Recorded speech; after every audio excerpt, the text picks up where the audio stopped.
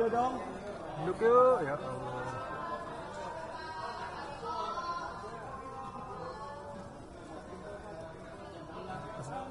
Gambar apa? Udah yuk. Guys, gantian guys. Foto gantian foto. Apa yang apa? Woi, banyak amat fotonya. Bang, kotak-kotak hitam. Hafiz. Diri aja sih Tom, udah selesai.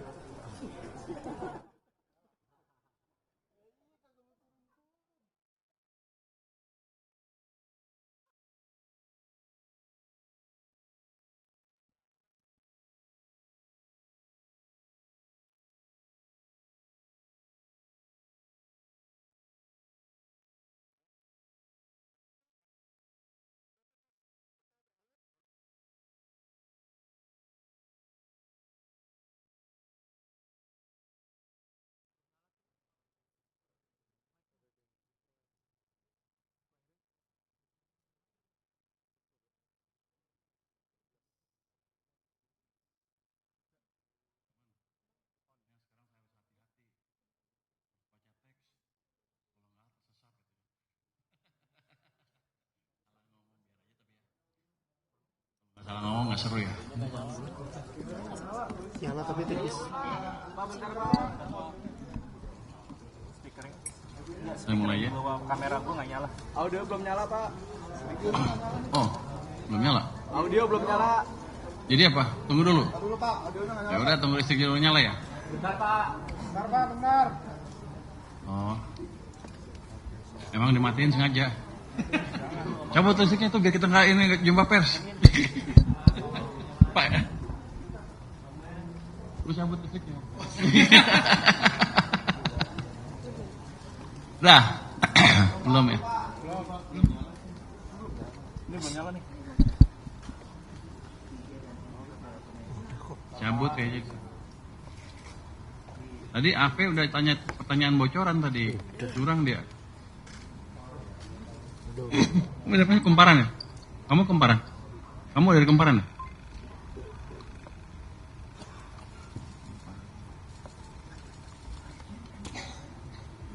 Si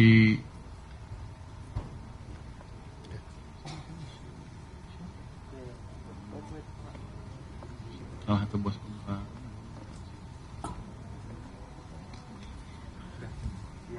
Belum. Kita bagian pakai baterai. Masuk loh dia. Tadi saya udah makan cabai hijau tuh.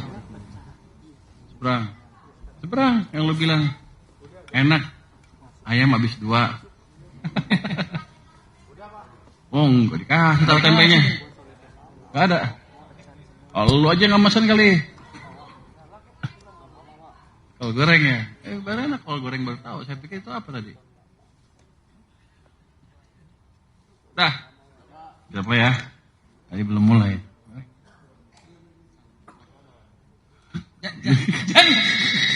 Jangan ke situ.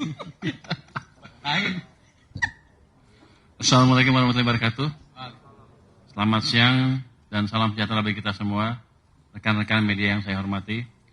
Hari ini kami akan menyampaikan update APBN kita, kinerja dan fakta hingga akhir September 2025. Saya akan membuka dengan perkembangan perekonomian terkini, global dan domestik. Kemudian akan dilanjutkan oleh Wakil Menteri Keuangan Bapak Suhasil yang akan menyampaikan paparan perkembangan realisasi APBN. Setelah itu saya akan tutup dengan kesimpulan. Abang jawab ya.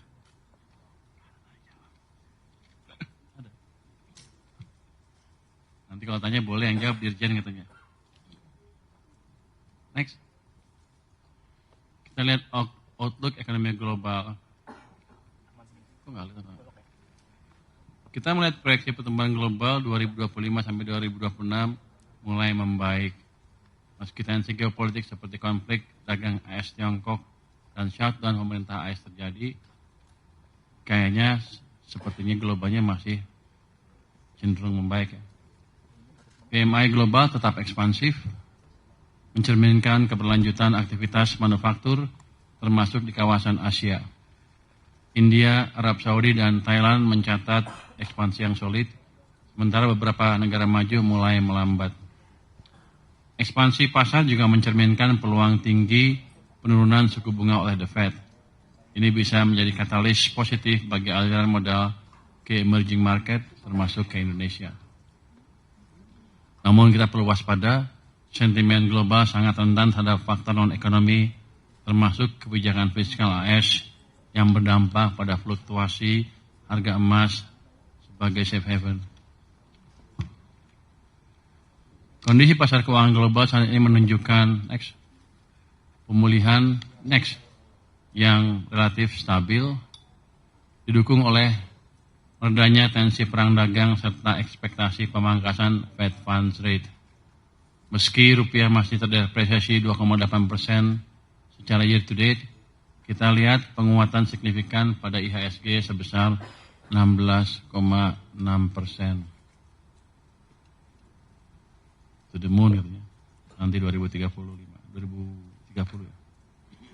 Di sisi lain, yield SBN 10 tahun turun tajam 88 basis point, jauh lebih dalam dibanding dengan beberapa negara peers. Ini menjadi sinyal positif bahwa persepsi risiko terhadap Indonesia semakin menurun, sekaligus mencerminkan efektivitas bauran kebijakan kita dalam menjaga stabilitas dan daya tarik pasar surat utang domestik. Kalau Anda lihat di situ yieldnya turun 88 basis point. Jadi kepercayaan ke surat utang kita bagus. Untuk saya untung, kenapa kalau terbitan surat utang nanti bunganya lebih murah. Jadi cost of capital saya lebih rendah dibanding sebelumnya. Ini juga menggambarkan kepercayaan investor asing dan domestik terhadap masa depan ekonomi kita yang dianggap stabil dan mungkin kedepannya akan lebih bagus lagi prospeknya. Next. Aktivitas ekspor impor masih tetap solid di tengah gejolak global. Surplus neraca perdagangan kumulatif mencapai 32,3 miliar dolar, tumbuh hampir 46% dibanding tahun lalu.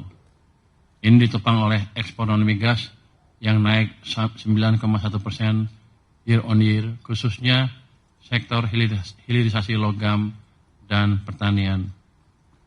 Kinerja ekspor juga positif, naik 7,7% year on year, sementara impor tumbuh lebih moderat di 2,8%.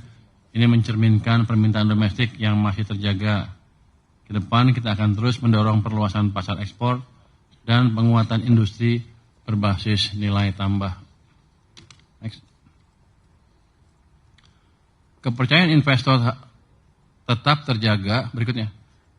Di tengah dinamika global, spread SBN kita terhadap US Treasury terus menyempit, mencerminkan risiko kurs dan negara yang kian terkelola. Yield SBN 10 tahun turun dari 6,97% ke 6,09% sejak awal tahun. Dan spread yield SBN US dollar juga stabil di bawah 100 basis point. Ini terendah sepanjang sejarah? Belum. Kalau yang 6,09? Enggak. Yang yield 6,09 terendah ya? Ada ya? Enggak. Anda lihat ya, itu yang atas, yang tengah atas itu kan 6,09. Mungkin terendah sepanjang yang saya tahu ya. Ini artinya cost. Jadi cost bukan spread, yieldnya. Jadi cost of capital untuk keuangan lebih murah dibanding sebelumnya. Ini menggambarkan ya, orang lebih percaya keuangan kita dan ya walaupun saya nggak suka utang banyak-banyak, tapi kalau utang jadi bunganya murah. Jadi biaya pembangun akan turun terus ke depan. Meskipun terjadi net outflow sebesar 158,6 triliun rupiah, terutama dari SRBI sebagai bagian dari strategi moneter longgar, pasar SBN masih mencatat net inflow sebesar 26,7 triliun rupiah. Hal ini menegaskan bahwa fundamental tetap kuat dan kredibilitas kebijakan kita terjaga di mata pelaku pasar global. Jadi inflow-nya itu positif ya, cukup banyak. Next. Oh, itu balik-balik. Itu minat beli investor global membaik dengan gambar tengah tuh ya. Yang garis-garis itu tadinya turun negatif. Sekarang negatif sudah semakin kecil. Sepanjang tahun ini angka terakhir sudah menunjukkan hanya minus 3%. Kalau lihat negatifnya minus 3 triliun. Ini kalau lihat gambarnya, kurvanya itu kelihatan sekali ada perbaikan yang signifikan dalam triwulan keempat ini. Ini sampai dengan 10 Oktober. Jadi sudah ada perbaikan yang dilihat oleh investor di perekonomian kita. Triwulan 3 itu masih negatif besar, 111 triliun, sekarang tinggal sedikit. Jadi saya harap sih ke depannya dengan kebijakan kita yang strong dan pro-growth, asing akan lebih percaya ke kita dan akan banyak lagi, akan semakin banyak, global akan mulai masuk ke sini secara net dalam waktu yang tidak terlalu lama. Next. Kita melihat aktivitas domestik terus menunjukkan ketahanan dan ketangguhan. Penjualan retail tumbuh positif, proporsi konsumsi masyarakat terus meningkat, dan PMI manufaktur kembali ke zona ekspansi. Ini menandakan permintaan domestik tetap kuat. Anda lihat yang tuh, yang kiri atas, tren penjualan retail yang tadinya katanya lesu, ini tadinya Agustus turun, September gonjang-ganjing turun sedikit di awal bulan mungkin, tapi habis itu recover, sekarang tumbuhnya 5,8%. Ini betul angkanya ya. Jadi ini tertinggi dalam setahun setengah terakhir. Dalam 6 bulan dan setahun ini juga paling tinggi, dan dibanding tahun lalu sampai dengan pertengahan tuh masih paling tinggi. Jadi kita harapkan tadi kebijakan yang kita gelontorkan ke sistem yang 200 triliun itu mulai memicu juga permintaan masyarakat. Orang kan sanksi katanya, apakah itu bisa menimbulkan demand? Kelihatannya strategi saya betul, demand-nya mulai tumbuh lagi. Jadi perilaku ekonomi kita sesuai dengan di buku-buku teori ekonomi yang betul. Kalau dikasih uang cukup, akan tumbuh demand-nya. Terus yang di bawah, proporsi pengeluaran masyarakat untuk konsumsi juga meningkat. Lihat tuh 75,1, masih bagus ya segitu ya. Naik sedikit.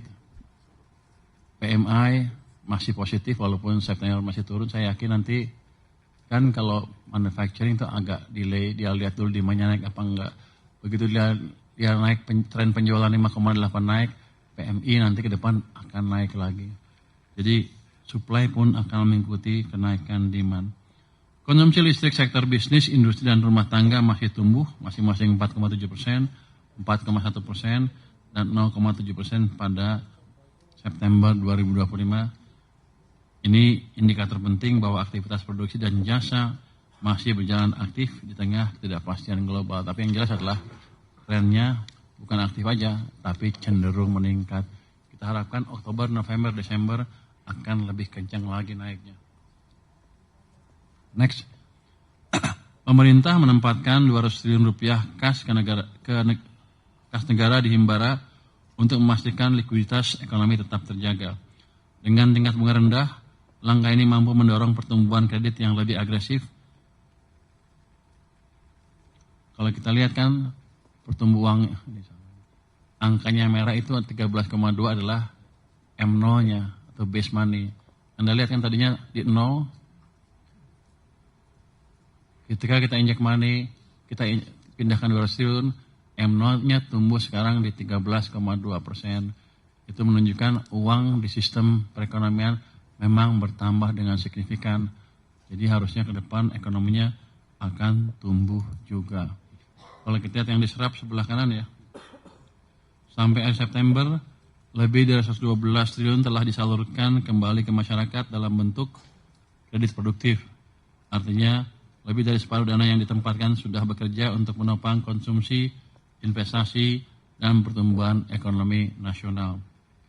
Inisiatif ini bukan hanya soal likuiditas, ini soal penciptaan multiplier effect, menurunkan cost of fund, mendorong pembiayaan sektorial, dan menjaga momentum pemulihan.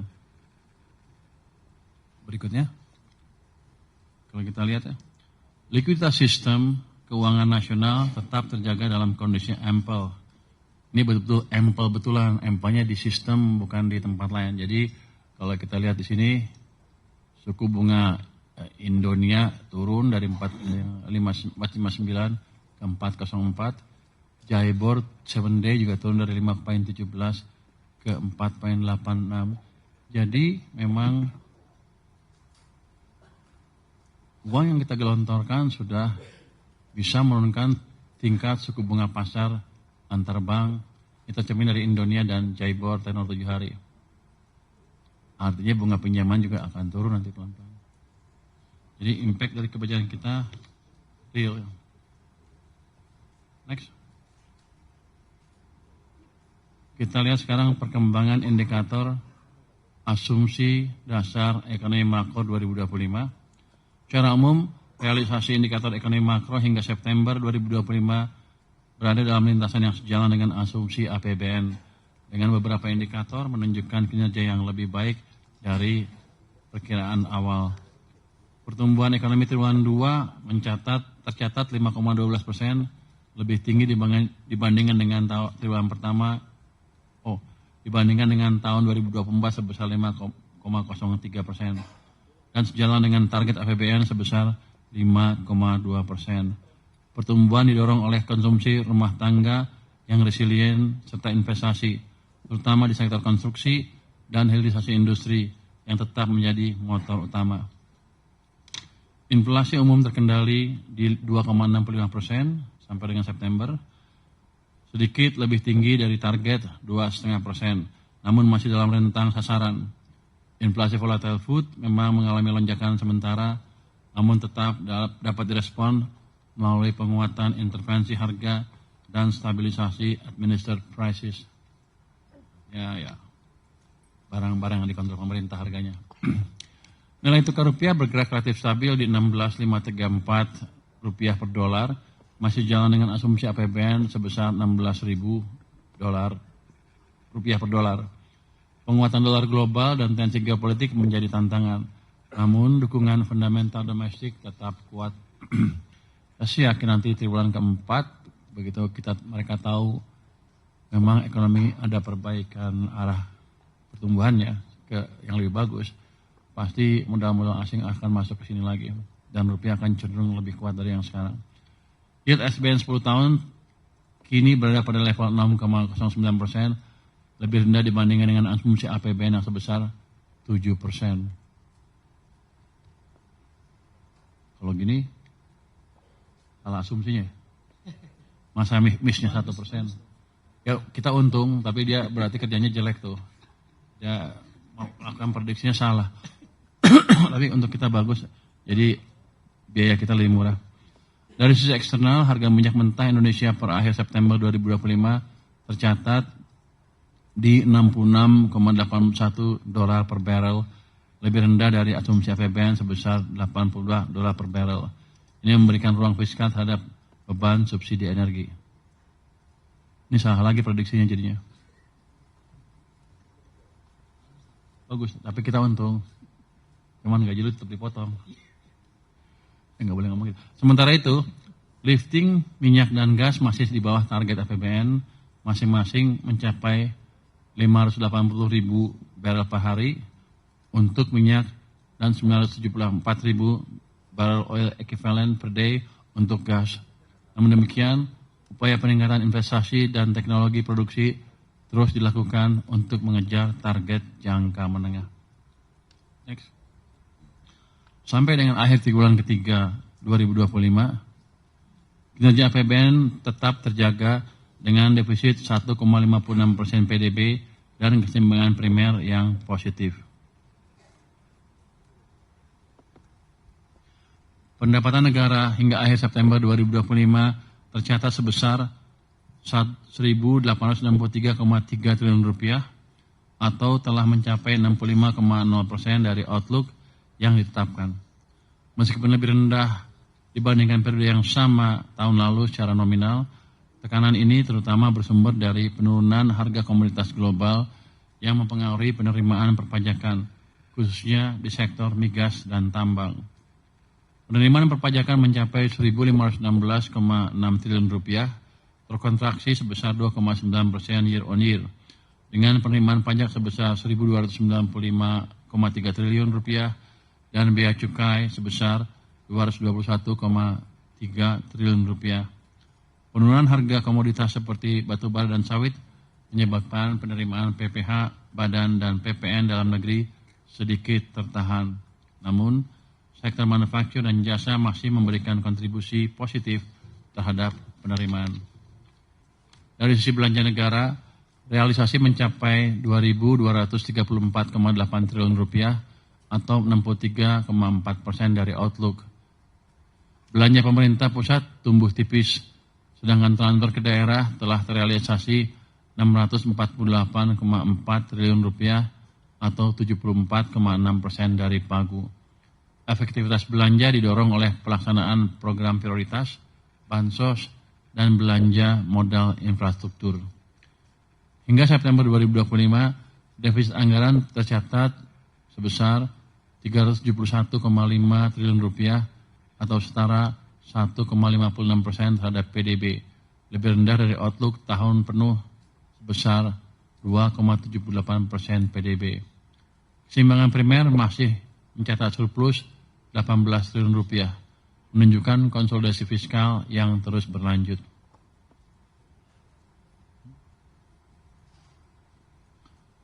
Tren ini menunjukkan APBN tetap adaptif dan kredibel, menjaga keseimbangan antara dukungan terhadap pemulihan ekonomi dan kesinambungan fiskal dalam jangka menengah.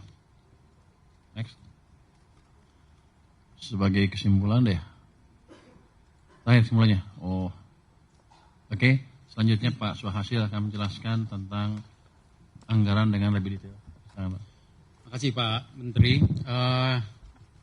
Teman-teman media yang saya hormati, beberapa slide berikut kita akan melihat detail dari APBN, realisasi APBN yang tadi sudah diuraikan oleh Pak Menteri posturnya. Saya akan menerangkan 3 bagian: pendapatan, belanja, dan pembiayaan. Karena Pak Wamentomi sedang ada tugas ke luar negeri. Tugasnya dari Pak Menteri juga, jadi dia meminta saya menguraikan yang keseluruhan APBN. Kita mulai dari pendapatan ya. Pendapatan ini angka yang tadi sudah disampaikan oleh Pak Menteri, dan kita lihat bahwa terhadap outlook pendapatan negara itu ya sekitar 65% saat ini. Ya, 65%. Jadi ini adalah angka akhir September yang notabene adalah 9 bulan pelaksanaan APBN. Coba kita lihat sekarang detailnya. Next slide adalah untuk penerimaan pajak. Penerimaan pajak kita lihat 2 hal. Yang atas adalah penerimaan pajak bruto, yang bawah adalah penerimaan pajak neto. Selisihnya adalah utamanya restitusi pajak. Jadi kalau bayar pajak itu kadang-kadang ada restitusinya. Kalau bruto bayar, lalu kemudian bruto minus restitusi adalah neto. Nah, kalau kita lihat yang realisasi bruto sampai dengan September di atas, angka 2025 sampai September itu 1.619,2 triliun. Ini sudah lebih tinggi dibandingkan angka penerimaan bruto tahun 2024, tahun lalu. Kalau tahun lalu itu 1.588,21 triliun, tahun ini 1.619,20 triliun. Ini akan kita pantau terus dan moga-moga makin menuju ke belakang, perekonomiannya makin baik, maka realisasi brutonya nanti juga akan meningkat. Kalau detail, beberapa detailnya PPH Badan, PPH Orang Pribadi, PPNBM, dan PPN dan PPNBM itu bisa dilihat angka-angka detailnya. Kalau PPN dan PPNBM masih 3,2% di bawah tahun lalu. 702,2 triliun itu 3,2% di bawah tahun lalu. Kalau kita lihat angka neto, yaitu yang di bawah, angka neto tahun ini 1.295,28 triliun, ini masih di bawah dari angka penerimaan pajak neto tahun lalu, 1.354,86 triliun. Salah satu sebabnya adalah karena tahun ini memang terjadi peningkatan restitusi pajak.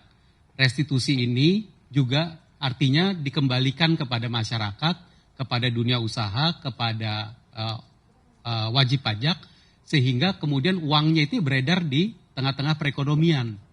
Dan kita berharap bahwa dengan uang yang beredar di tengah-tengah perekonomian itu, termasuk yang berasal dari restitusi pajak, itu telah membantu gerak ekonomi kita selama ini.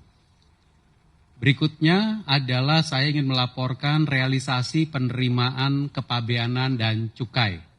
Sampai dengan akhir September 2025, penerimaan kepabeanan dan cukai kita 221,3 triliun rupiah. Ini tumbuh 7,1% dibandingkan tahun lalu. Dibandingkan tahun lalu pertumbuhannya 7,1%. Kalau kita lihat komponennya, cukai itu meningkat 163,3 triliun, 4,6% di atas tahun lalu, meskipun produksi CHT itu menurun sebesar 2,9%. Tapi penerimaan cukainya masih bisa dijaga. Nanti akan ada satu slide saya tunjukkan tentang bagaimana menjaga penerimaan cukai ini. Kedua, bea keluar 21,4 triliun ini adalah meningkat 74,8% dibandingkan tahun lalu karena ada kenaikan harga CPO, ada kenaikan volume ekspor sawit, dan juga kebijakan ekspor konsentrat tembaga. Jadi, bea keluar kita juga meningkat. Bea masuk 36,6 triliun per akhir September ini adalah 4,6% di bawah tahun lalu. Ini adalah karena penurunan tarif bea masuk, ada juga efek dari bea masuk komoditas pangan, dan juga banyak sekali perdagangan yang mengutilisasi free trade agreement dengan tarif bea masuk yang lebih rendah. Ini juga sudah membantu perekonomian kita untuk bekerja, karena sebagian dari bea masuk ini adalah bea masuk untuk barang modal maupun barang untuk keperluan produksi. Nah, teman-teman media semua yang terkait khusus dengan cukai, belakangan ini kita menggencarkan penindakan rokok ilegal dan juga pengawasan atas narkotika. Kalau lihat yang di atas sebelah kiri, rokok ilegal itu jumlah penindakannya tahun ini adalah 13.484 kali penindakan. Ini jumlah penindakannya lebih rendah dibandingkan tahun lalu. Namun kalau lihat jumlah batang yang ditangkap atau dicegah atau disita mengenai rokok ilegal ini, maka lihat jumlah batangnya itu meningkat dari tahun lalu 596 juta batang per September menjadi 816 juta batang per September 2025. Dan sebagian besar, ya, hampir 3/4 dari jenis rokok yang ilegal ini adalah rokok sigaret kretek mesin. Dan ini berarti kita kehilangan cukai dari sini. Nah, kalau kita lihat itu foto Pak Menteri di Jawa Timur melakukan pemusnahan barang kena cukai ilegal, itu termasuk rokok dan juga ada minuman etil alkohol. Untuk narkotika yang bawah, Anda bisa lihat bahwa jumlah penindakannya naik 34,9%. Tahun ini lebih gencar jumlah penindakannya 1.480 kali, dan barang bukti yang berupa jenis narkotika ganja maupun sabu yang ditangkap itu mencapai 11,1 ton. Dan ini bukan jumlah yang kecil. Karena itu kita harus melindungi negeri kita, Indonesia, dari narkotika yang tidak bertanggung jawab ini.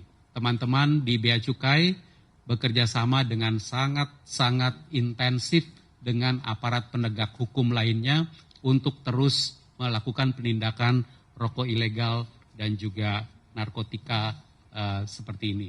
dan kita akan terus laporkan kepada media hasil-hasil penindakannya. Jenis penerimaan yang lain berikutnya adalah penerimaan negara bukan pajak.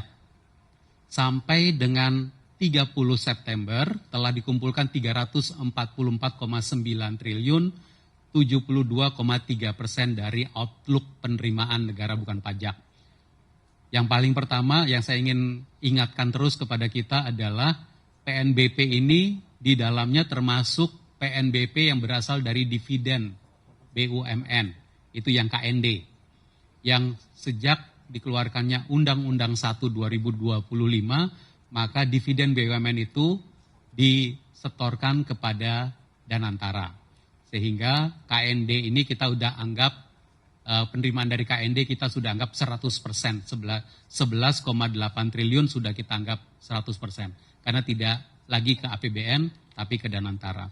Untuk penerimaan negara bukan pajak yang lainnya, SDA Migas bisa dilihat 73,3 triliun, SDA non-migas 86,3 triliun, PNBP lainnya berupa layanan KL dan BLU ada 70,2 triliun. Kalau kita lihat dibandingkan tahun lalu PNBP kita pada akhir bulan September itu terkumpul 430,3 triliun rupiah. Tahun ini 344,9 triliun rupiah atau penurunan sebesar 19,8%. Salah satunya adalah karena dividen BUMN tidak masuk kembali, tidak masuk ke APBN. Tapi ada sebab lainnya. Sebab lainnya adalah termasuk harga minyak yang lebih rendah. Tadi Pak Menteri telah menunjukkan harga lebih rendah dibandingkan tahun lalu. Dan itu memiliki dampak kepada penerimaan negara bukan pajak kita yang berupa royalties ataupun setoran-setoran SDA Migas. Di slide berikutnya perbandingannya kita tunjukkan ya, di slide berikutnya ini. Bisa dilihat, ini khusus untuk PNBP sumber daya alam, ya, khusus sumber daya alam. Jadi kalau tahun lalu 170,1 triliun di akhir bulan September, tahun ini 159,6 triliun di akhir bulan September. Nah, kita lihat beberapa angka-angka yang menjadi penyebab dari PNBP yang lebih rendah. Paling atas sebelah kanan adalah ICP. ICP Indonesian Crude Oil Price. Turun 13,5%. Tahun lalu realisasi ICP-nya adalah 80,41 US dollar per barel. Tahun ini hanya 69,54 US dollar per barel. Lifting minyak bumi, ya, kalau dilihat lifting minyak bumi memang terjadi kenaikan antara 2024 579.000 barel per hari menjadi 590.000 barel per hari tahun ini naik. Namun 590.000 barel per hari ini belum mencapai asumsi APBN. Memang kalau kita lihat 1-2 bulan terakhir, lifting minyak bumi ini sudah di atas asumsi APBN. Tapi secara rata-rata dia masih sedikit di bawah. Kita tentu berharap bulan Oktober, November, Desember akan mengejar ke arah sebesar asumsi APBN 605.000 barel per hari. Lifting gas bumi saat ini di sekitar 962.000 barel setara minyak per hari, ini ya di bawah sedikit dari asumsi APBN, tapi kurang lebih sama dengan yang tahun lalu. Nah, kalau kita lihat kurs memang terjadi pelemahan dari rupiah. Tadi angka yang 2025 adalah 16.346. Kita bisa lihat ini bukan hanya untuk minyak dan gas, tapi juga untuk minerba. Kalau di bawah itu ada harga batubara acuan, HBA juga turun 6,7% tahun ini. Volume produksi juga mengalami penurunan dan juga di bawah asumsi APBN, sehingga hasilnya royalti batubara juga turun tahun ini 11,7%. Jadi teman-teman media, kalau kita menguraikan asumsi dasar ekonomi makro seperti yang di depan tadi, itu karena seluruh harga, seluruh volume produksi sumber daya alam itu langsung mempengaruhi besarnya pendapatan negara kita. Makanya kita laporkan dan kita pantau terus-menerus setiap waktu. Berikutnya, saya akan menguraikan tentang belanja negara. Ini angka belanja negara juga tadi telah disampaikan oleh Pak Menteri Keuangan. Belanja negara saat ini 2.234,8 triliun per 30 September, 63,4% dari outlook kita, yang terdiri atas belanja pemerintah pusat dan juga transfer ke daerah. Saya langsung saja masuk ke slide yang berikutnya. Realisasi belanja pemerintah pusat saat ini 1.589,9 triliun rupiah, 59,7% outlook. Jadi hampir 60%. Namun kita juga note bahwa ini kan angka akhir September. Berarti tahun 2025 ini tinggal 3 bulan, Oktober, November, Desember. Di 3 bulan terakhir kita melihat perlunya belanja, dan ini perlu percepatan berarti, sekitar 1.292,7 triliun selama 3 bulan ke depan untuk menuju ke outlook. Kenapa ini penting? Karena belanja dari APBN itu digunakan untuk menjaga daya beli masyarakat, menjaga kesejahteraan masyarakat, dan penting untuk pertumbuhan ekonomi kita. Karena itu saya akan mulai menguraikan bahwa yang namanya belanja negara harus segera kita lakukan percepatan belanja. Nah, belanja pemerintah pusat ini terdiri atas belanja KL dan belanja non-KL. Seperti biasa, belanja KL sudah terbelanjakan 800,9 triliun, dan kalau kita lihat outlook yang kita perkirakan, maka masih ada 475 triliun lagi yang dibelanjakan di kuartal 4, di triwulan 4 2025. Ini juga kita dorong kementerian lembaga untuk mempercepat belanja dengan tetap memperhatikan seluruh tata kelola dan efisiensi dari kegiatan. Belanja non-KL adalah 789,0 triliun, sekitar 56,8% dari outlook kita. Ini adalah belanja untuk pensiun, pembayaran subsidi, dan seterusnya. Detailnya ada di slide yang berikut. Belanja pegawai on track, pertumbuhannya 7,8%, ya, 237,2 triliun. Belanja pegawai tetap dibayarkan secara rutin untuk ASN pusat, TNI Polri, guru, dan seterusnya. Belanja barang juga on track, 277,9 triliun, 6,1% lebih tinggi dibandingkan tahun lalu. Termasuk di dalam belanja barang ini adalah untuk layanan masyarakat, penyaluran BOS, operasional dan layanan pendidikan, subsidi, biodiesel, layanan telekomunikasi, dan berbagai macam belanja lainnya, termasuk pemeliharaan sarana dan prasarana. Belanja modal perlu percepatan, dan memang ini biasanya dari tahun ke tahun selalu kita perhatikan. Biasanya belanja modal ini meningkatnya di triwulan keempat, khususnya bulan November dan Desember.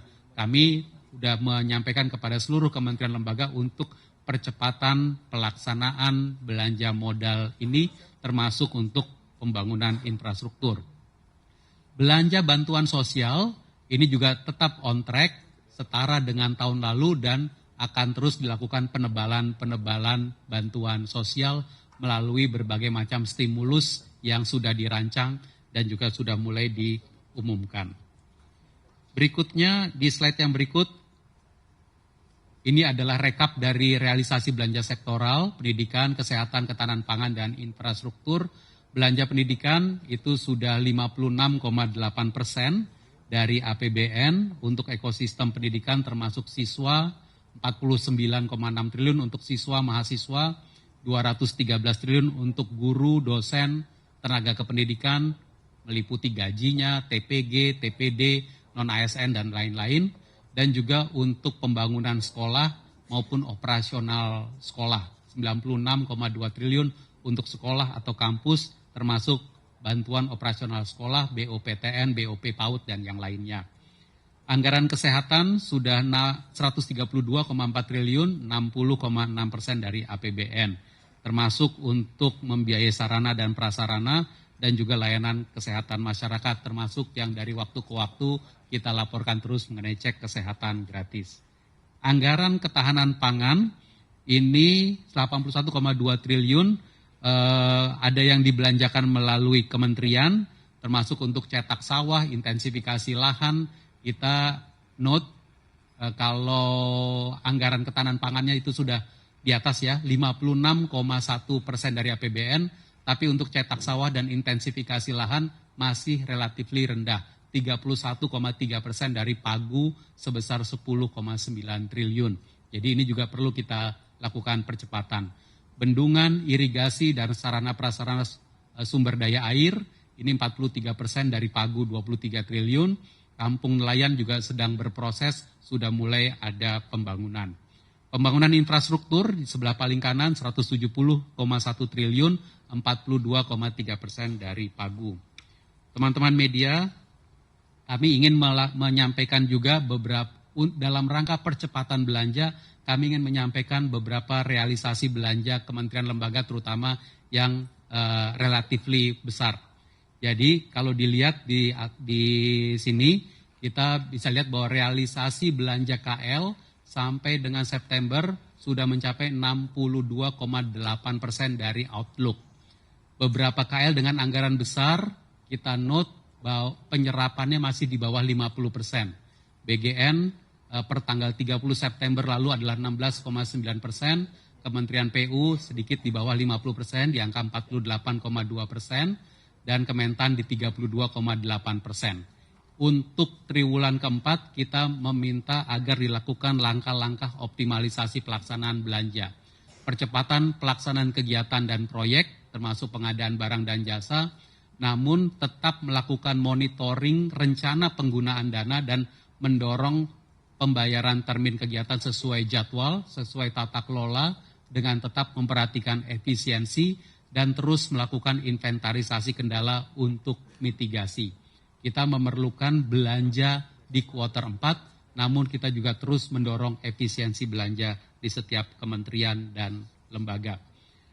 2 slide berikut, teman-teman media, adalah program prioritas pemerintah pusat.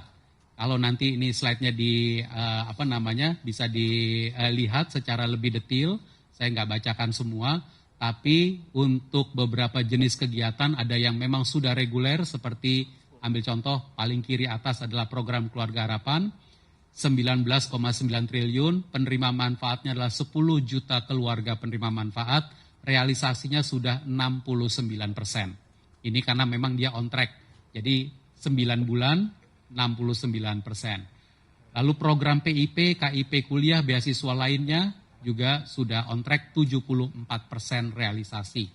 Kartu sembako, BPNT, itu 70% realisasi.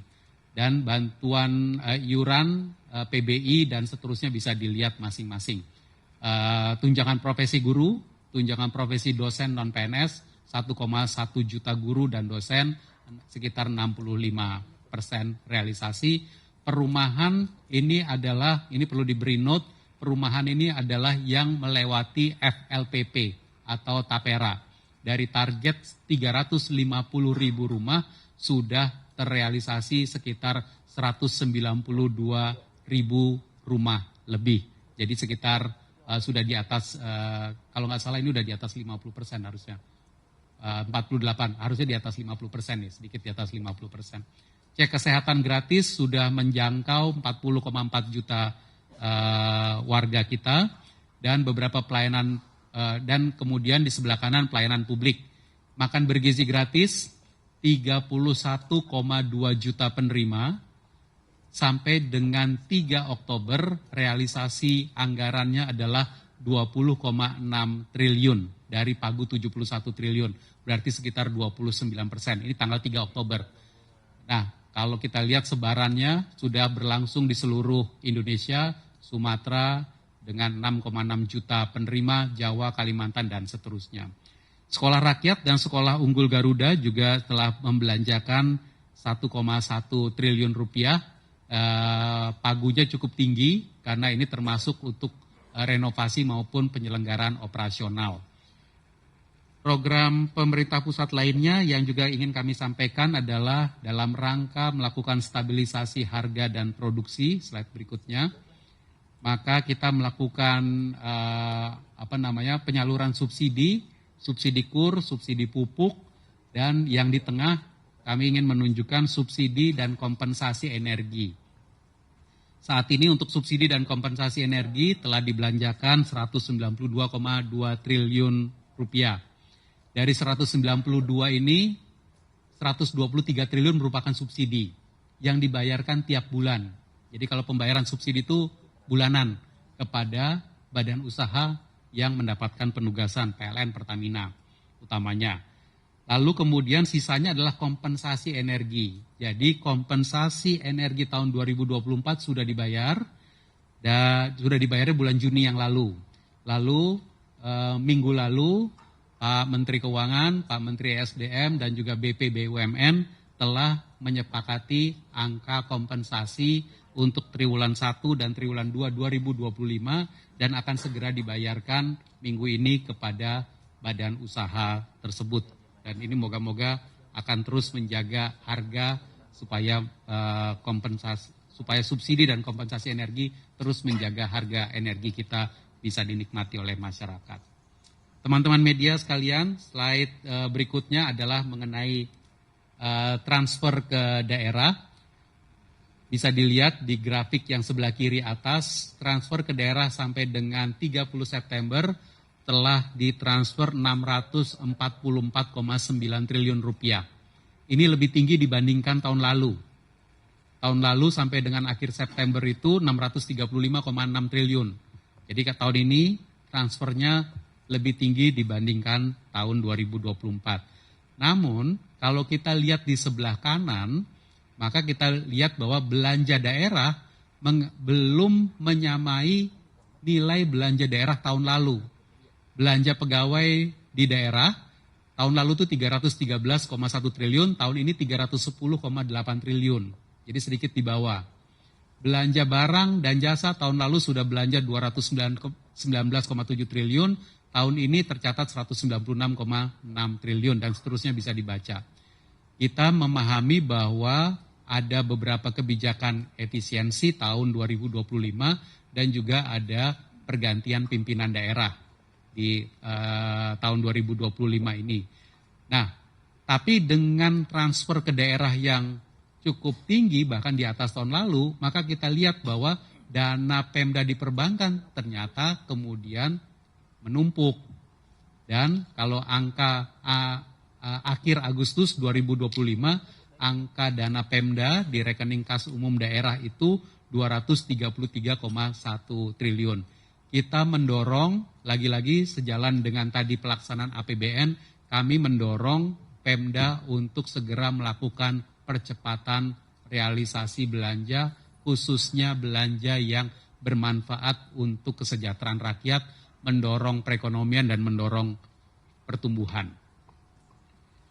Teman-teman media semuanya, bagian terakhir dari paparan saya adalah bagian pembiayaan. Kalau tadi sudah pendapatan, belanja, saat ini pembiayaan. Ini juga tadi telah disampaikan oleh Pak Menteri. Pembiayaan kita berangkat dari pemahaman bahwa outlook defisit kita sesuai laporan semester yang lalu adalah 2,78% dari produk domestik bruto. Realisasi sampai dengan 30 September adalah 1,56% dari PDB atau defisitnya sebesar 371,5 triliun rupiah. Ini memang adalah desain dari APBN yang didesain untuk belanja dan belanja yang lebih besar daripada pendapatan, artinya didesain untuk defisit. Nah, untuk itu kita melakukan pembiayaan di slide nomor 27, bisa dilihat bahwa pembiayaan itu terdiri atas pembiayaan utang dan pembiayaan non-utang. Yang pembiayaan utang saat ini telah direalisasikan 501,5 triliun rupiah dari rencana sebesar 731,5 triliun rupiah. Jadi pembiayaan utang kita sekitar 68,6% dari targetnya. Kita terus melakukan pembiayaan yang sifatnya memitigasi resiko, kita melakukan secara sangat-sangat terukur, dan kita melakukan berbagai macam hubungan dengan investor untuk memastikan pembiayaan utang kita on track.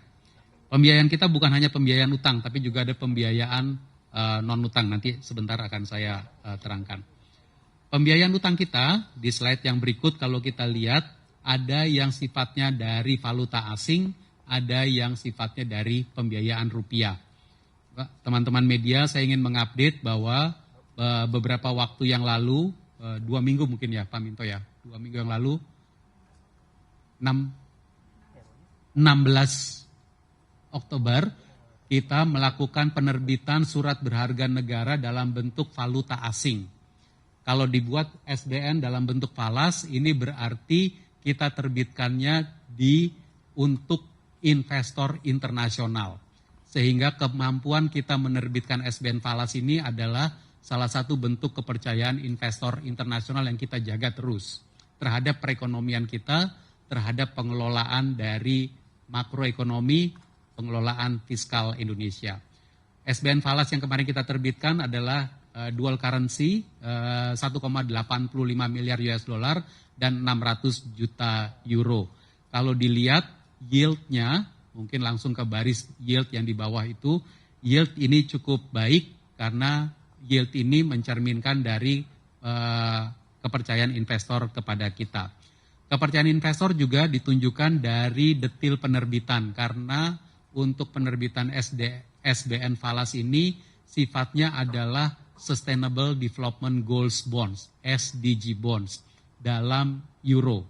Dan ini ketiga kalinya kita menerbitkan di September 2000, sejak pertama kali diterbitkan September 2024. Kita memiliki komitmen kepada kelanjutan pembiayaan hijau untuk mencapai target SDG 2030 dan ini yang diapresiasi oleh para investor kita. Dan tingkat kepercayaan investor internasional ini ditunjukkan oleh permintaan yang sangat tinggi, didukung oleh investor institusi global dengan kredibilitas yang sangat baik. Total permintaan ketika kita menawarkan SBN ini, total permintaan mencapai lebih dari 9,4 billion US dollar dan lebih dari 1,2 billion untuk euronya. Dan kita hanya ambil 1,85 miliar US dollar dan 600 juta euro. Jadi kita sangat-sangat selektif dan juga bisa melakukan menekan harga dari yield ini. Bukan hanya di valuta asing, bukan hanya di pasar internasional, tapi slide berikut, kita juga terus menjaga pasar SBN kita di dalam negeri. Jadi sebagian angka telah disampaikan oleh Pak Menteri tadi, yang paling kiri, tren dari yield SBN itu terus menurun. Dibandingkan awal tahun, kita masih 6,98 yieldnya, maka pada hari ini di angka sekitar 6,09. Penurunan yang cukup tinggi sehingga kita bisa menurunkan beban biaya utang kita. Kalau kita bandingkan dengan US dollar, sama-sama yang tenornya 10 tahun, tenor 10 tahun rupiah dengan tenor 10 tahun US Treasury. Ini mengalami penyempitan.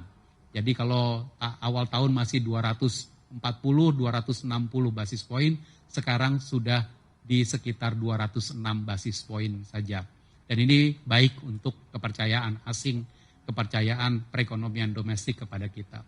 Dan kita juga lihat bahwa capital inflow masih terjadi untuk SBN, 26 triliun capital inflow untuk SBN yang mencerminkan kepercayaan investor asing terhadap kinerja fiskal dan prospek ekonomi Indonesia.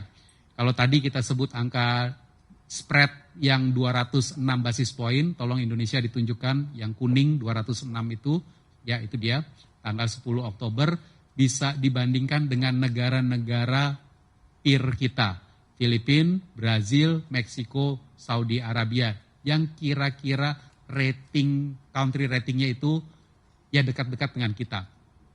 maka angka kita, spread kita 206 itu cukup baik dan ini bahkan lebih rendah dibandingkan beberapa negara peers kita.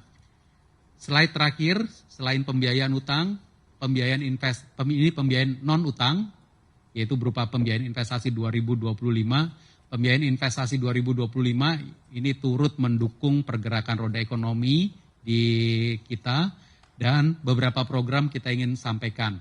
FLPP, yaitu program yang dikelola oleh Tapera, telah kita salurkan 24,7 triliun untuk membiayai hampir 190.000 unit rumah bersubsidi untuk masyarakat berpenghasilan rendah. Ini 24,7 triliun dari APBN. Sebarannya ada di seluruh Indonesia.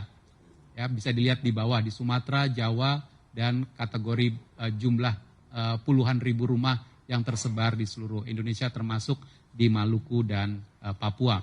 Lalu juga pembiayaan investasi untuk pembiayaan pendidikan, itu kita siagakan 26,7 triliun untuk LPDP maupun untuk sekolah unggul Garuda. Bahkan nantinya akan ada bentuk dana abadi yang kita buat untuk sekolah unggul Garuda juga.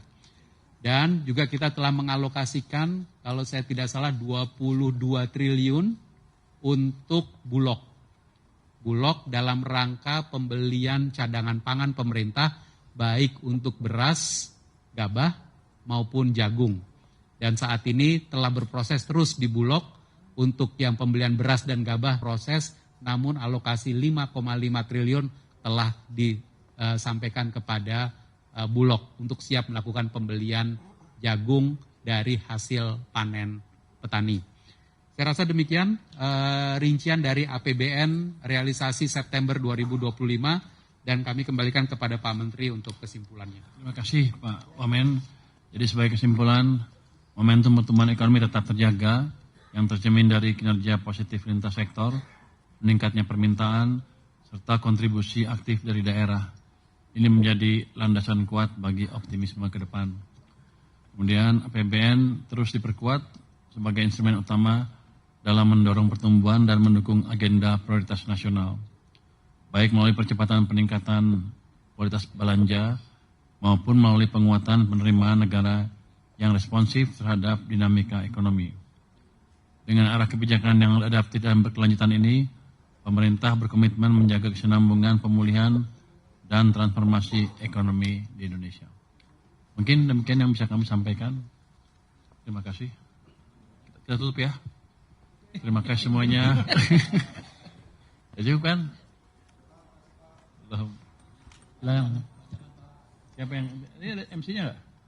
Nggak ada MC ya? Kira? Oh kita lihat ya. Ada slide yang mesti kita jawab. Sebenarnya udah banyak nih masuk. Saya jawab yang gampang-gampang aja. Nanti yang susah Pak Wamen dan Pak Dirjen yang jawab. Yang pertama itu siapa nih? Untuk saya pertanyaannya katanya, bagaimana realisasi strategi pembangunan BPN kepada penerimaan negara ya? Untuk mencapai penerimaan negara 23% PDB, X ratio itu ya? Dalam RKAP 2025, apakah dibangun atau tetap mengendalikan aja? Jadi untuk sementara kayaknya nggak akan dibangun, pajak dan bea cukai akan tetap di Kemenkeu dan saya akan membawahi sendiri lah. Jadi itu bagian saya, pajak dan bea cukai, saya harapkan ke depan akan lebih efisien dan efektif karena kita akan melakukan berbagai reform termasuk menutup kebocoran-kebocoran yang ada dan lebih mendisiplinkan pegawai-pegawai bea cukai dan pajak. Harusnya ke depan akan membaik terus tax ratio-nya. Mungkin nggak 23%, siapa yang bikin? Tapi akan naik pelan-pelan ke depan. Saya harapkan sih tahun depan dengan mulai hidupnya sektor real, ratio-nya akan naik otomatis tuh 0,5% tuh. Itu ada tambahan income sebesar 110 triliun lebih. Mudah-mudahan terjadi. Pertanyaan dari Adin Berita 1. Kemudian dari Alif Elsinta terkait penempatan dana pemerintah ke BPD, realisasinya kapan dan apakah sudah ada perhitungannya? Realisasinya belum, karena kami nunggu kesiapan BPD-nya sendiri. Gimana Pak Prima, udah ada hubungan belum dengan mereka? Izin Pak Menteri, jadi kita masih melakukan assessment terhadap 2 BPD tersebut, dan setelah itu nanti setelah kami laporkan ke Bapak, mungkin nanti bisa dilaksanakan Pak. Makasih Pak. Jadi kita lihat berapa sanggup mereka menyalurkan. Karena yang di Himbara juga belum semuanya terserap. Pertanyaan berikutnya untuk saya, ada anggapan pembubaran Satgas BLBI jadi langkah lunak pemerintah terhadap para obligor yang juga dinilai mencederai moral hazard ekonomi masa lalu. Dari Ibnu Bloomberg Technos. Ibnu yang mana? Di sana kali ya. Yang mana Ibnu? Oh itu Ibnu. Jadi gini, kita kalau ngajar utang nggak usah pakai Satgas lagi, kita kerjanya sendiri. Karena kelihatannya ekspektasi ke Satgas itu besar sekali, padahal sepertinya realisasi recovered income-nya, income yang dapat nggak sebesar yang dijanjikan. Tapi saya akan lihat, kalau masih berguna saya teruskan, kalau enggak ya enggak. Tapi kelihatannya sih cenderungnya kita bubarkan saja, nanti kita pakai tim dari yang ada di Kemenkeu untuk ngejar itu. Tentunya kan saya akan awasin terus itu. Jangan sampai menimbulkan distorsi saja tapi nggak ada hasilnya. Lebih baik saya diam, saya beresin nanti itu. Setelah meeting dengan antara, bagaimana skema pendanaan untuk Koperasi Merah Putih? Benarkah jaminan dari dana desa 20% dari platform kredit? Kapan PMK-nya diterbitkan? Saya pikir yang mengumumkan ini nanti Menteri Koperasi aja ya, bukan kita. Mungkin dari saya cuma segitu aja, pertanyaan untuk saya cuma 4, yang lain mungkin jawab. Di Direktorat Strategi, Dirjen Strategi Ekonomi Fiskal, lu ya berarti ya? Siap Bapak. Ya, coba lu jawab. Makasih Pak Menteri. Oh ada satu. Bapak mau ngomongin dulu. Ada pertanyaan katanya, PPN DTP 100% untuk rumah yang diperpanjang sampai kapan? Jadi untuk menjaga daya beli kelas menengah dan mendukung sektor properti yang multiplier efeknya besar, disediakan PPN DTP 100% untuk rumah hingga harga 5 miliar bebas PPN untuk 2 miliar pertama ya. Fasilitas ini diberikan hingga 31 Desember 2026 awalnya. Sekarang diperpanjang lagi hingga 31 Desember 2027. Ini akan dinikmati sekitar 40.000, akan dibuat sekitar 40.000 unit per tahun. Jadi itu semacam dorongan baru ke sektor properti. Tentunya akan berdampak ekonomi juga. Silakan Pak. Terima kasih Pak Menteri. Sedikit memberikan juga tambahan konteks, itu nanti akan kita buatkan PMK untuk PPN DTP 100%-nya. Sebelumnya tadi sudah disebutkan oleh Pak Menteri bahwa ini diperpanjang lagi sampai 31 Desember 2027. Ini bagus untuk kepastian usaha sehingga pengembang bisa merencanakan pembangunan lebih banyak dan lebih cepat. Di samping itu tentunya ini juga on top of perumahan yang juga tadi sudah disampaikan oleh Pak Wamen. Tahun 2025 ini target untuk masyarakat berpendapatan rendah, subsidi rumah itu adalah untuk 350.000 unit. Itu tetap jalan. Lalu juga ada renovasi rumah namanya BSPS, itu untuk sekitar 40.000 unit. Itu tetap jalan tahun ini. Lalu juga tadi ditambahkan oleh Pak Menteri untuk 40.000 rumah PPN DTP 100%. Jadi semua pihak mendapatkan dukungan dari APBN, baik yang rendah, menengah maupun pendapatan agak tinggi. Nah untuk tahun 2026 juga sudah pernah diumumkan bahwa program-program ini akan berlanjut. Pertama tadi BSPS akan mencapai hampir 400.000 unit. Lalu yang FLPP rumah bersubsidi itu juga sekitar 350.000 unit.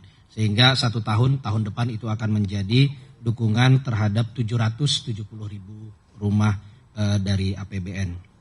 Lalu ada beberapa pertanyaan yang lain. Pertama adalah mungkin tadi ada pertanyaan tentang kemarin Pak Menteri menyebutkan tentang iklim usaha dengan arahan Pak Menteri dan juga arahan dari Pak Presiden terutama memang dibentuk tim percepatan program prioritas pemerintah dan ini nanti Pak Menteri memberikan arahan agar banyak sifatnya di bottlenecking. Ini timnya sedang kita siapkan perpresnya sehingga nanti terutama di Kementerian Ekonomi, Kementerian Koordinator Ekonomi dan juga Pak Menteri Keuangan dan juga nanti bersama dengan Menteri Investasi dan Hilirisasi Pak Rosan.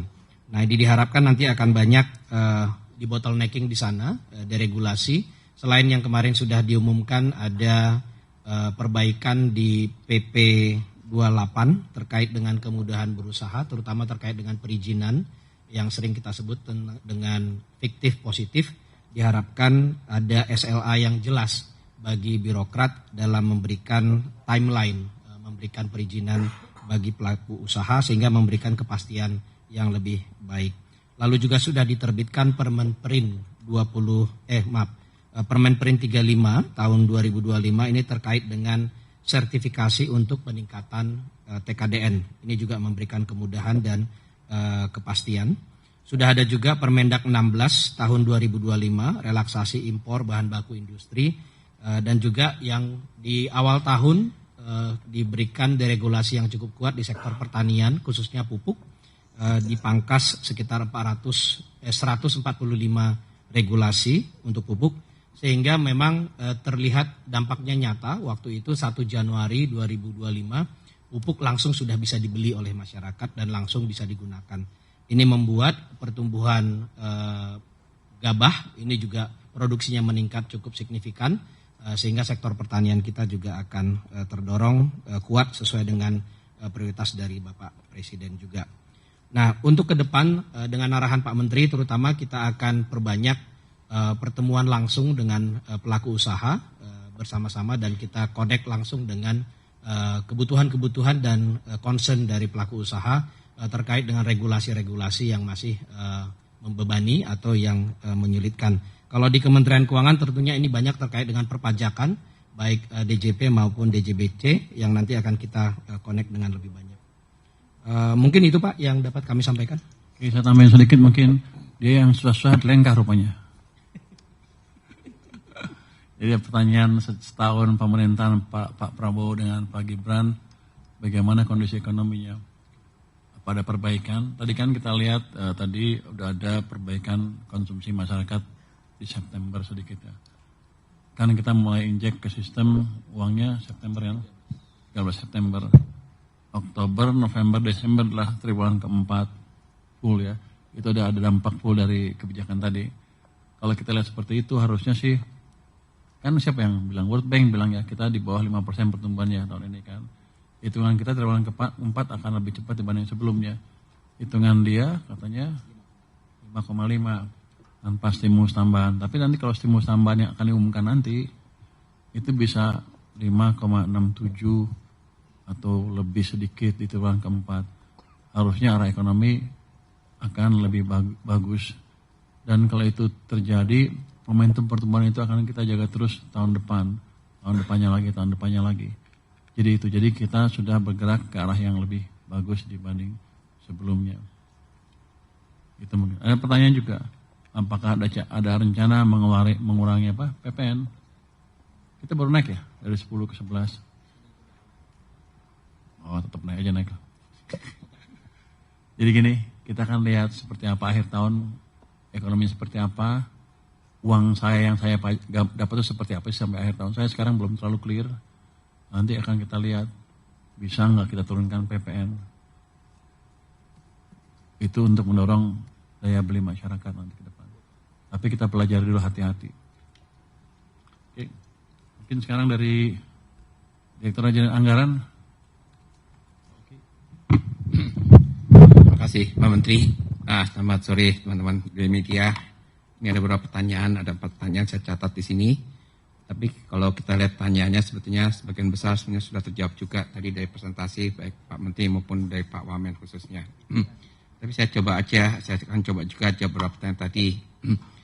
Pertama dari Gani di TV One News, ini terkait dengan penerapan anggaran MBG yang sebesar 335 triliun. Nah, itu mungkin ada sedikit salah ya, 335 triliun itu buat tahun 2026. Kalau ditanya anggaran MBK, saat ini di APBN sebesar 71 triliun untuk tahun 2025. Tadi kalau ditanya juga, sudah disampaikan di paparan, sampai dengan awal Oktober, 3 Oktober, itu kan jumlahnya sudah mencapai 20,6 triliun, dengan jumlah penerima manfaat sebesar 31,2 juta, dan SPPG sudah mencapai 10.572. Jadi Bapak Ibu sekalian bisa dilihat perkembangannya itu ini cukup baik. Kita harapkan kita dorong terus ini sesuai dengan target pemerintah dari Bapak Presiden untuk bisa mencapai 82,9 juta penerima manfaat yang dilayani oleh kurang lebih 25.000 SPPG. Nah, kalau lihat tadi akselerasinya sudah cukup bagus dan kita masih cukup optimis. Kita dorong terus dari BGN untuk bisa mengakselerasi proses dari pengadaan mulai dari SPPG-nya sampai kemudian juga penerima manfaatnya. Kemudian juga pertanyaan pertanyaannya itu dari Alifa Valid News. Ini pertanyaan agak spesifik. Ini UNFPA minta Kemenkyu buka anggaran Kemenduk Bangga untuk subsidi Alokon 2025-2026. Ini kita sangat concern terhadap pengendalian penduduk, mulai program-program berencana. Sebetulnya kita melalui BKKBN sebenarnya telah mengalokasikan anggaran kita untuk Alokon tadi. Alokon itu adalah alat dan obat kontrasepsi. Itu kita mengalokasikan 2,7 miliar untuk tahun 2025. Targetnya kurang lebih 24.000 fasilitas pelayanan kesehatan. Kalau untuk 2026 kita pun telah mengalokasikan sebesar 303 miliar. Targetnya kurang lebih 21.000 fasilitas pelayanan kesehatan. Jadi ini statementnya mungkin kurang tepat ya. Kita tetap mengalokasikan melalui APBN untuk fasilitas alokon, alat dan obat kontrasepsi. Nah, sampaikan juga sebetulnya di dalam BPJS Kesehatan kita itu ada fasilitas untuk penyediaan alat kontrasepsi. Jadi nggak semua disediakan melalui puskesmas atau lewat layanan kesehatan. Lewat BPJS pun sebenarnya dilayani juga, diberikan juga fasilitas untuk pemberian alat kontrasepsi tersebut. Kemudian pertanyaan terkait dengan pergeseran anggaran, penyerapan anggaran, kinerjanya seperti apa, dan bagaimana memastikan belanjanya tetap berkualitas.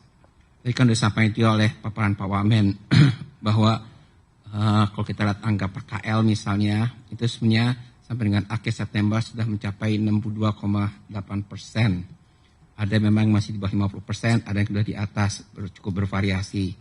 Tapi intinya adalah dengan Pak Menteri mendorong terus perbaikan anggaran, justru kita lihat adanya perbaikan kinerja dari penyerapan anggaran para KL-KL tersebut. Itu yang kita dorong terus. Tadi harapannya Pak Menteri sampaikan adalah bagaimana kita bisa anggaran tadi atau belanja pemerintah melalui KL-KL tadi bisa menjadi driver untuk meningkatkan pertumbuhan di Q4. Jadi kita akan dorong terus memfasilitasi apalagi program-program prioritas pemerintah arahan dari Presiden. Mungkin itu Pak Menteri yang bisa kami jawab, kami kembalikan. Terima kasih. Terima kasih Pak Luki, saya pikir udah clear ya. Begitu tahun depan ya tetap aja dibelanjain. Tapi kita akan bantu monitoring supaya tepat waktu, tepat sasaran. Kalau untuk penyisiran anggaran, ini kan tanggal 14 sekarang ya. Ya tinggal 16 hari lagi. Untuk lembaga-lembaga yang kemudian itu untuk mempersiapkan penyerapan anggaran sampai akhir tahun. Kalau enggak nanti akhir Oktober saya akan mulai sisir ya, kita akan pindah mulai realokasi ke tempat yang lain kalau mereka nggak bisa belanja. Oke, mungkin dari Direktorat Jenderal Pajak. Terima kasih Pak Menteri, teman-teman media. Pertanyaan ada 7, juga saya jawab. Yang nomor 1 dari Wildan DDTC. Hingga hari ini berapa WPO orang pribadi yang sudah mengaktifasi akun Cortex? Yang sudah aktifasi itu sekitar 2,6 juta wajib pajak, target kami 14 juta wajib pajak orang pribadi. Kemudian yang penting untuk menjadi penekanan teman-teman, fokus utama kalau kita ambil dari data tahun lalu, ini sebenarnya yang sudah aktivasi in total, tambah yang tahun ini itu 2,05 juta wajib pajak orang pribadi dan 550.000 wajib pajak badan. Khusus yang orang pribadi, kami benar-benar urging gitu ya, mendorong supaya dari 2 juta tersebut, ini baru 1,2 juta yang sudah mempunyai kode otorisasi dan sertifikat elektronik. Kode otorisasi dan sertifikat elektronik ini diperlukan sebagai digital signature di Kortek DJP. Jadi terima kasih pertanyaannya, sekaligus juga untuk memberikan pemahaman kepada masyarakat untuk segera mengaktifasi dan juga mendapatkan sertifikat elektronik dan kode otorisasi. Kemudian yang nomor 2, tahun depan laporan SP tahunan sudah melalui Kortex. Apakah sistemnya sudah siap? Gimana edukasinya dari Mas Surya di Bisnis Indonesia? Jadi Kortex sudah siap untuk menerima SPT tahunan orang pribadi dan badan tahun 2025. Edukasi sudah dilakukan baik internal maupun secara langsung kepada wajib pajak melalui konseling dan juga penyuluhan. Sosialisasi langsung itu juga bisa dilakukan, sudah ada simulator SPT tahunan badan dan juga simulator yang OP sedang kami siapkan dan kami akan stress test bulan ini. 20.000 internal karyawan kami akan melakukan stress test di dalam waktu yang bersamaan. Kemudian pertanyaan dari Bloomberg, Technos dan juga Dendi Kontan dan hampir sama dari Wildan DDTC yang terkait dengan kinerja penagihan atas pengemplang pajak yang 200 besar. Sebagai informasi sesuai yang disampaikan Pak Menteri, dari 60 triliun tunggakan pajak sudah bisa direalisasi sekitar 7 triliun. Kemudian dari 200 tersebut, summary yang sudah kami lakukan, tindakan-tindakan penagihan aktif kami meliputi 91 wajib pajak itu membayar dan mengangsur, 5 kesulitan likuiditas, jadi macet, kemudian yang pilot ada 27, yang dalam pengawasan aparat penegak hukum itu ada 4, yang sudah kita lakukan aset tracing ada 5, yang sudah kita lakukan pencegahan terhadap beneficial owner-nya ada 9, kemudian yang dalam proses penyanderaan ada 1, yang proses tindak lanjut lainnya ada 59. Saya rasa itu yang bisa kita sampaikan untuk menjawab pertanyaan dari teman-teman. Terima kasih Pak Dirjen Pajak. Mungkin Dirjen Perbendaharaan. Terima kasih Pak Menteri. Untuk pertanyaan kepada kami, skema penempatan dana dari pemerintah ke Bank Himbara adalah melalui pemindahan rekening atau transfer dari rekening BUN yang ada di Bank Indonesia kepada rekening bank di Bank Indonesia. Jadi nggak ada mekanisme reimburse ya yang dilakukan oleh bank, dan ini bisa berjalan secara cepat, dan saat ini tadi sudah disampaikan capaiannya sudah lebih dari 50% sudah dicairkan untuk pemberian kredit di sektor real. Terima kasih Pak Menteri.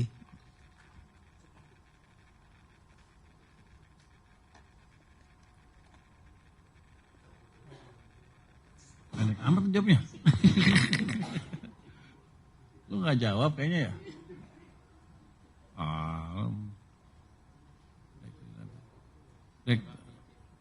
Ini pembiayaan dan risiko, Direkturnya Pak Minto.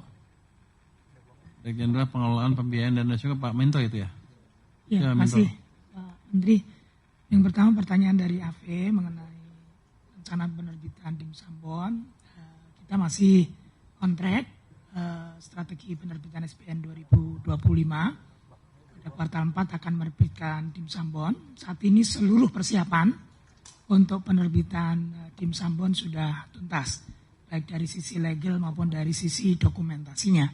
Sehingga dalam waktu dekat kami sudah dapat menerbitkan DIM Sambon dan kami akan menerbitkan dalam waktu Namun tanggal pastinya tidak dapat kami sampaikan karena sesuai dengan protokol capital market kita tidak bisa menyampaikan tanggal secara eksak kita akan masuk ke market. Tapi kami akan menerbitkan dim sambon dalam waktu dekat ini. Itu yang pertama. Yang kedua tadi Kaisar dari Tempo yang terkait dengan capital outflow di pasar SBN. Tadi sebagaimana disampaikan oleh Pak Menteri tadi kelihatan dalam 1 minggu, 1,5 minggu terakhir sudah terjadi pembalikan outflow yang sangat marginal. Jadi asing sudah lebih suportif ke pasar SBN kita. Dan alhamdulillah meskipun dalam beberapa pekan itu sempat outflow dalam jumlah yang relatif besar, namun pasar domestik kita cukup suportif dan resilient, sehingga meskipun terjadi outflow, pasar SBN kita sangat baik kinerjanya, termasuk tadi yield-nya terus mengalami penurunan, bahkan siang ini sudah pada level 6,04%, very low, dan secara tadi year to date sudah turun lebih dari 90 basis point, termasuk spread terhadap USD juga terus turun. Tadi mungkin sekarang pada level 200 basis point. Jadi pasar kita sangat baik. Jadi dukungan dari investor domestik sangat baik. Daya serap dari investor domestik juga terus meningkat. Termasuk adalah dana-dana jangka panjang domestik yang terus lebih bagus kemampuan daya serapnya, termasuk asuransi dan dana pensiun.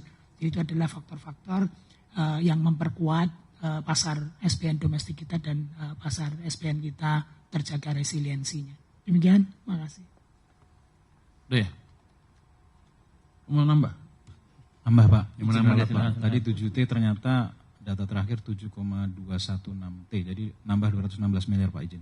Yang itu ya? Makin. Akhir tahun berapa kira-kira? Target akhir tahun dari yang 200 pengemplang ini Pak masih diproses, tapi kemarin dari hasil Rapimnas itu mohon izin Pak sekitar 20 T Pak, karena ada beberapa yang kesulitan likuiditas dan meminta restrukturisasi utangnya diperpanjang Pak. Sebagian nanti tahun depan kan jadinya? Iya Pak. Pak Dirjen Bea Cukai, ada informasi yang mau di-share nggak? Anda tenang-tenang aja, kayaknya di atas target ya. Pak Dirjen. Baik Pak, terima kasih Pak Menteri. Ini berkaitan dengan pertanyaan, mungkin tidak ada di daftar pertanyaannya Bapak. Tanya aja sendiri, jawab. Yang ada adalah pertanyaan lepas Bapak, hasil kunjungan ya. Hasil kunjungan Ya, kemarin gini, Bapak. Saya lempar aja ke ini untuk Bea Cukai, ada yang mau nanya enggak? Kalau ada yang mau nanya, angkat tangan langsung. Nah itu, Ibu yang itu sebelah kanan tuh, silakan.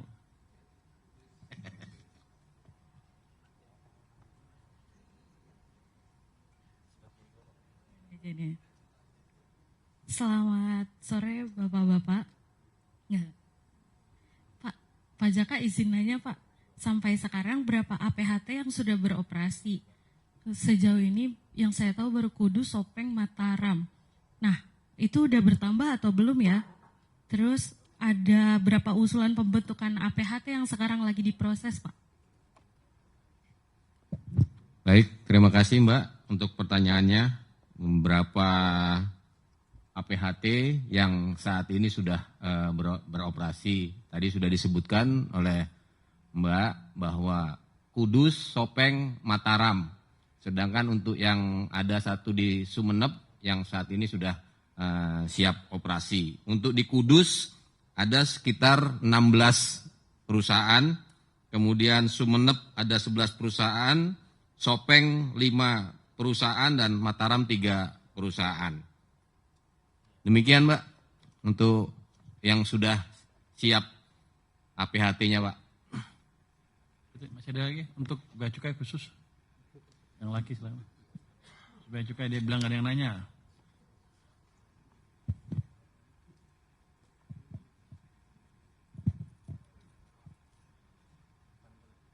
Selamat siang Pak, saya Reza dari Nikkei. Ingin bertanya untuk persiapan cukai minuman berpemanis untuk tahun depan seperti apa, dan juga untuk cukai untuk komoditas ekspor batu bara itu bakal seperti apa ke depannya. Terima kasih Pak. Baik, untuk pertanyaan MBDK yang secara ini peraturannya sedang disiapkan bahwa ke depan akan diberlakukan, tetapi diberlakukannya pun itu akan melihat situasi yang berkembang di masyarakat. Demikian. Ada lagi di depan, silakan. Pajak ya, cukai ya, silakan. Anda boleh nanya sampai dia nggak bisa jawab. Oke Pak, terima kasih. Pak Dirjen, saya Kris Bibisana dari Suar Pak. Suar. Iya. Untuk terkait tadi ada penurunan CHT dalam jumlah besar dan kita terkontraksi sampai 19,2% itu, kira-kira dari Dirjen Bea Cukai ada solusi yang ditawarkan, misalnya ada penyesuaian atau seperti apa untuk bisa mengembalikan dari cukai yang sempat turun itu Pak, terutama karena dampaknya ke penerimaan negara. Terima kasih. Cukai turun ini mungkin karena berkaitan dengan hasil produksi pabrik rokok yang sampai dengan saat ini terjadi penurunan, sehingga tentunya akan berpengaruh juga terhadap penerimaan cukai. Terutama untuk cukai rokok kelas 1 ini yang mengalami penurunan produksi dan dampaknya adalah penurunan cukai. Namun untuk operasi yang kita lakukan secara terus-menerus itu bisa menjaga penerimaan cukai tidak sampai terkontraksi ataupun malah terjadi pertumbuhan secara sampai dengan saat ini sekitar 7,1%. Demikian. Oke. Kalau nggak lagi, ini mungkin terakhir dari ini kita sudah cukup ya. Saya anggap udah jawab semua pertanyaan sesuai yang dimasuk ke WA kita ya.